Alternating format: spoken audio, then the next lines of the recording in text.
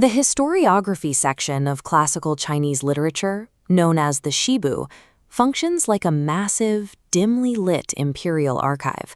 Within this archive lies a specific subcategory designed to solve a critical problem in data tracking, the Jishi Benmo Lei. Lei is the Chinese term for category or classification. The 4 characters reveal the mechanics of this system. Ji translates to record, Shi means event, Ben is the root or beginning, and Mo is the tip or the end. Modern historiographers translate this exact phrase as historical events in their entirety. This category exists because traditional history struggles with complex, multi-generational events. Standard chronicles lock you into linear time, while biographical histories lock you into the perspectives of individual people.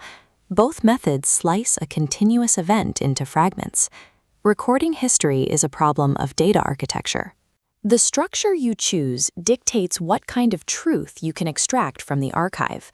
Prior to the Song dynasty, which began in 960, the official dynastic histories, the Jiangxi, relied on 2 rigid parallel architectures. The first is Biananti, which consists of strict year-by-year chronological annals. This shows how Biananti structures time. If a war breaks out, its entry is buried under daily administrative events, tax decrees, court appointments, and rituals. To track that single war, a reader must jump across years of disjointed text, filtering out bureaucratic noise. The second standard structure is Jizhuanti. This is a composite style that combines imperial annals, treatises on statecraft, and individual biographies. Here, understanding a historical event requires cross-referencing the separate biographies of every general, minister, and emperor involved. The timeline in a single battle splinters outward. You must read 10 different character perspectives in 10 volumes to reconstruct what happened. Because both older systems fragment thematic continuity, a researcher trying to trace a single war from start to finish faces a massive analytical barrier. By the Song period, the physical and intellectual weight of traditional chronological records had become staggering. The definitive chronicle of this era was Sima Guang's masterwork, the Zizi Teng Jian. It is a sequential history spanning over 1,000 years from the Zhao to the 5 Dynasties period. Scholar Yuan Shu approached Sima Guang's chronicle as a dataset to be indexed rather than a narrative to be read linearly. Yuan Shu effectively queried Sima Guang's linear timeline, bypassing chronological order to isolate related data points. He pulled entries for a specific event out of the surrounding noise and stacked them into unified narrative columns published as the Tongjian Jishi Benmo. This created a third historiographical style. Events are reported with chronological rigor internally, but they are isolated, allowing a researcher to continuously track a single theme from its inception all the way to its end. The compilers of the Siku Quanshu Zongmu Tiao, the official descriptive catalog of the Imperial Library, recognized this synthesis.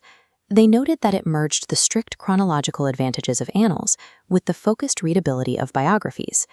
Yuan Shu's data management solution proved too effective to remain confined to a single historical text. Subsequent authors realized they could apply this entirety architecture at scale, writing comprehensive thematic histories for whole dynasties. This table demonstrates adoptions of the style, starting with Chen Bongzhan's history of the Song dynasty and Gu Yangtai's Ming dynasty history. The application expanded to conquest dynasties as well, with Li Youtong authoring works covering the Liao and Jin empires.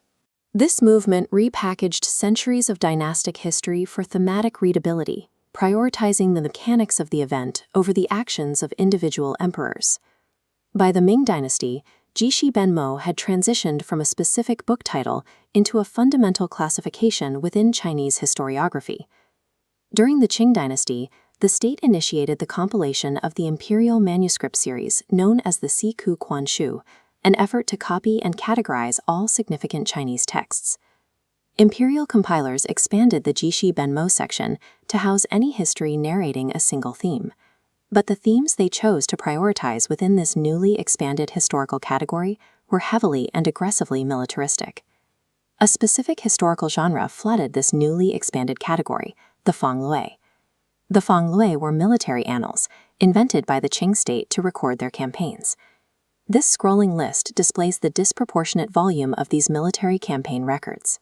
They dominate the Jishi Benmo section of the catalog. Specific texts dedicated entirely to individual conquests were massive. The Pingding Jungar Fonglue, detailing the pacification of the Jungars, runs to 173 scrolls. The sheer preponderance of these war themes fundamentally changed the literary footprint of the entirety category.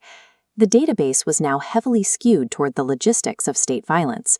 The Qing weaponized the Jishi Benmo structure, turning what began as a scholar's analytical tool into an official state repository for imperial military glorification. This focus on military campaigns contrasted with localized histories, specifically texts dealing with the distant, fortified frontiers of the empire. Normally, regional or local histories were filed in a standard bibliographical category known as Zaiji, but the imperial catalog reveals a critical classification anomaly regarding several older texts. Consider texts like the Shujian, a history of Sichuan, and the Yanjiaoji Wen, a history of the Southwest. As geographic accounts, they belong in the regional history category, yet both texts were actively reclassified and dropped into the Jishi Benma category alongside the military campaigns. The imperial classification rule was strict. If a local text focused primarily on belligerent matters, its military utility completely superseded its geographic focus. This reclassification shows the state's prioritization of warfare dictated the very architecture of its historical memory.